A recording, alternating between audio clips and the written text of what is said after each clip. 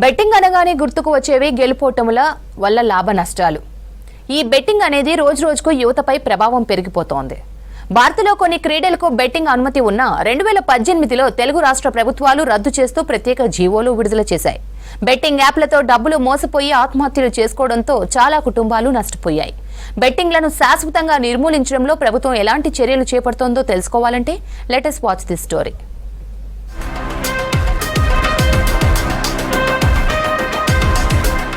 Computer పరిజ్ఞానం ఉండి mobile phone operating చేయడం వచ్చేవారే టార్గెట్ గా దేశంలో బెట్టింగ్ మాఫియా కొనసాగుతోంది.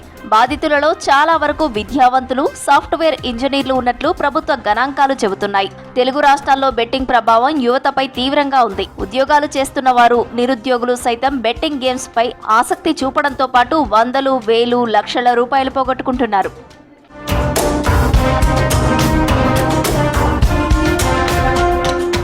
దేశంలో game of skills, game of chance పేరిట పలు రకాలైన గేమ్స్ బెట్టింగ్స్ లో కీలక పాత్ర పోషిస్తున్నాయి. వాటిలో గేమ్ ఆఫ్ స్కిల్ లో రమ్మీ, తీన్ పత్తి, హార్స్ రైజింగ్ వంటి ఆటలు కాగా, గేమ్స్ ఆఫ్ ఛాన్స్ లో క్రికెట్, స్నూకర్, క్యాసినో వంటి గేమ్స్ ను బెట్టింగ్ యాప్స్ ప్రమోట్ చేస్తున్నాయి. ఈ ఆటలకు తెలుగు రాష్ట్రాల్లో అనుమతులు లేకపోయినప్పటికీ వేరే స్టేట్ అడ్రస్ పెట్టి యువత పాల్గొని ప్రాణాలు పోగొట్టుకుంటున్నారని తెలిపారు పోలీసులు. ముఖ్యంగా ఇందులో 2 రకాల గేమ్స్ ఉంటాయండి. గేమ్ ఆఫ్ స్కిల్స్ ఒకటి, గేమ్ ఆఫ్ ఛాన్సెస్ అని. స్కిల్స్ అంటే మామూలుగా ఇప్పుడు రమ్మీ, తీన్పత్తి, హార్స్ రేస్ అని ఉంటాయి కదా, అవి ఉంటాయి. మిగతా గేమ్ ఆఫ్ ఛాన్స్ అంటేనేమో fancy games, casino, all type of cancer ఏదైనా సరే అవన్నీ ఉంటాయి. నువ్వు వన్స్ ఒక 1 lakh rupees అందులో డిపాజిట్ చేస్తే ఫస్ట్ 2 games నువ్వు డెఫినెట్గా విన్ అవుతావు. నువ్వు తర్వాత 3rd game కూడా అవుతుంటావు. తర్వాత 4th game నుండి స్టార్ట్ అవుతుంది నీ డౌన్ఫాల్ అనేది, అంటే అమౌంట్ పోవడం అనేది.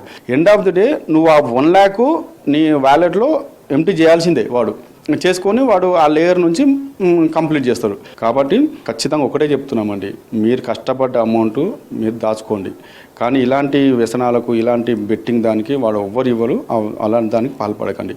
ఇది అఫెన్స్, మన దగ్గర ప్రమోట్ చేసిన అఫెన్సే, ఆర్గనైజ్ చేసిన అఫెన్సే, ఏ విధంగా చేసిన అఫెన్సే.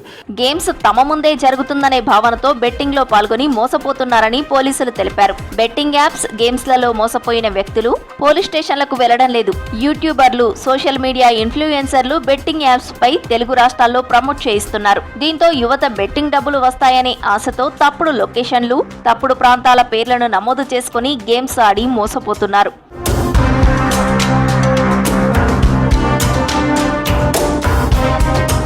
యాప్ నిర్వాహకులు కొంత పర్సెంటేజ్ డబ్బులు తీసుకుని ఆడుకునేందుకు అవకాశం కల్పిస్తున్నామని బెట్టింగ్ లో చేర్చుకుంటారు. అనంతరం వారికి సంబంధించిన వ్యక్తులతోనే బెట్టింగ్స్ కొనసాగించి చివరకు నష్టం కలిగేలా బెట్టింగ్ యాప్స్ ను రూపకల్పన చేస్తున్నారు. వేల, లక్షల రూపాయల డబ్బులను దండుకుంటున్న పరిస్థితులు బెట్టింగ్ యాప్స్ సృష్టిస్తున్నాయి.